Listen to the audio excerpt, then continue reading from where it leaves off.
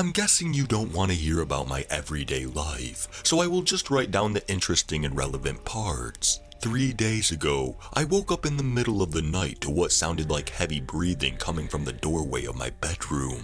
Frightened, I opened my eyes and looked to where I had heard the noise, and I saw what appeared to be a woman.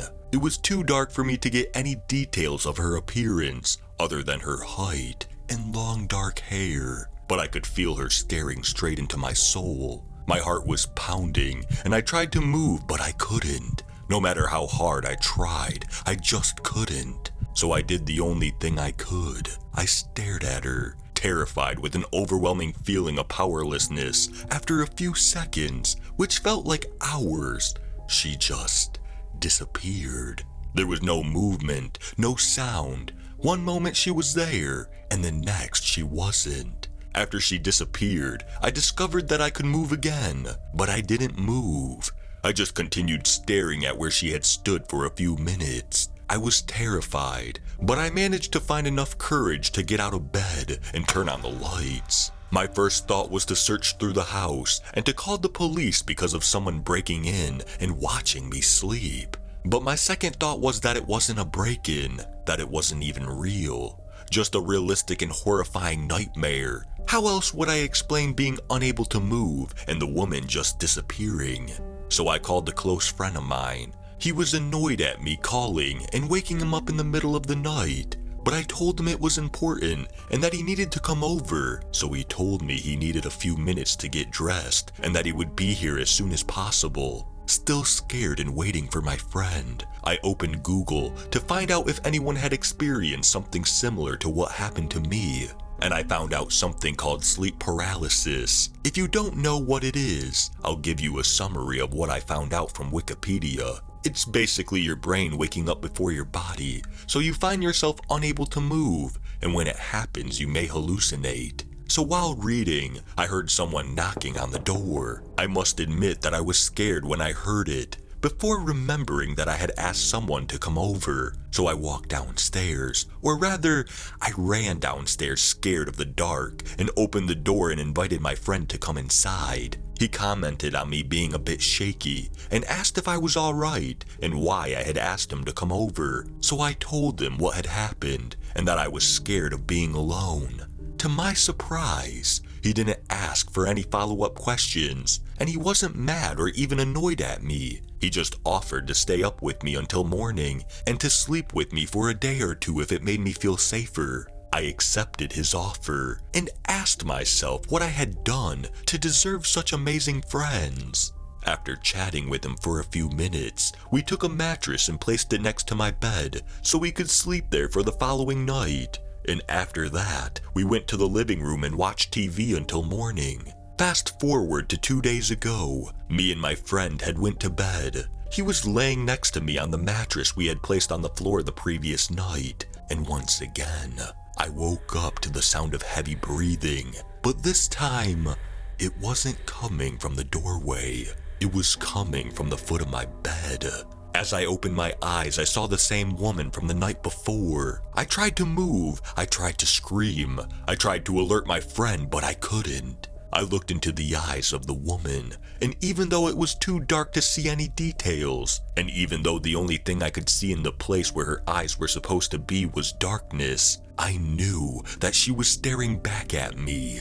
Terrified, I didn't dare to break eye contact, but then I heard a scream filled with horror, not coming from the woman, but from my friend. The woman looked at the source of the noise, and then once again she disappeared into thin air, and I was able to move. As if we had practiced beforehand, both me and my friend jumped out of bed at the exact same time. And once I was up on my feet, I walked over to the light switch and turned on the lights. As soon as the lights were on, he asked me something along the lines of, "What the heck just happened?"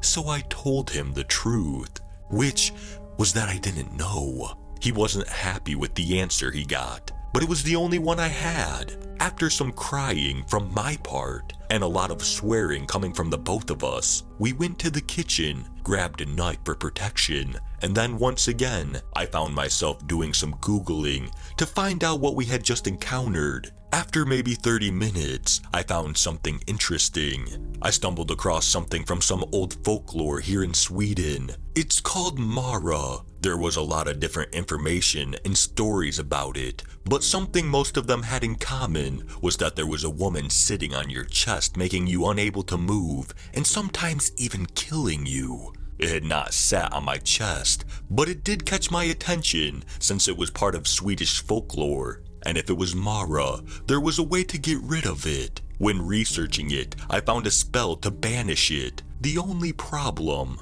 was that I was unable to move, much less cast a spell on it. But I had a friend with me who could help me out, so I told my friend what to say if I were to get a visit the next night. We decided to keep the lights on, and that he should try to stay awake as long as possible, and to try the spell if we got another visit from the woman. Now, fast forward to what happened last night. Unlike the previous nights, I wasn't woken up by the sound of heavy breathing. I woke up to what felt like 100 kilos on my chest, and the awful smell of something rotten. I opened my eyes and saw the woman that had been tormenting me, her face centimeters from mine. And thanks to the light, I could now make out some details, and I really wish I couldn't. Her eyes were black as night, and her face was that of an old woman. Her skin was pale as death, and her long black hair was hanging down, and it looked like it had never been washed. The rotten smell I had felt was coming from her, and I heard a familiar sound of her heavy breathing. The feeling of pure terror was now overwhelming, and the woman's mouth opened, and with a raspy and low-pitched voice she whispered, "I'll kill you." My heart was racing, and I couldn't barely breathe due to the pressure on my chest. I have never, and I don't think I ever will be, as scared as I was then. She slowly raised and moved her hand towards my throat. They were bony, and her nails were long and dirty. As she placed her hands around my throat, I felt how cold they were, and then she started applying pressure. As she was choking me, I finally heard it, the voice of my friend. He screamed, "Mara, Mara memory, in the name of the Lord I banish thee, until you have counted all the birds in the sky, all the words of God, and all the fish in the sea. In the name of the Lord I banish thee." As soon as he was finished, the woman shrieked in pain and lunged at my friend, but before she could reach him, she disappeared. Now I'm writing this after drinking 7 cups of coffee. My chest still hurts, and I'm terrified of ever going to sleep. My friend is still with me, but I'm praying that she's gone. Every night she had been getting closer, and the last time she was on my chest and told me she would kill me. I have no doubt that if the spell didn't work, I won't wake up tomorrow.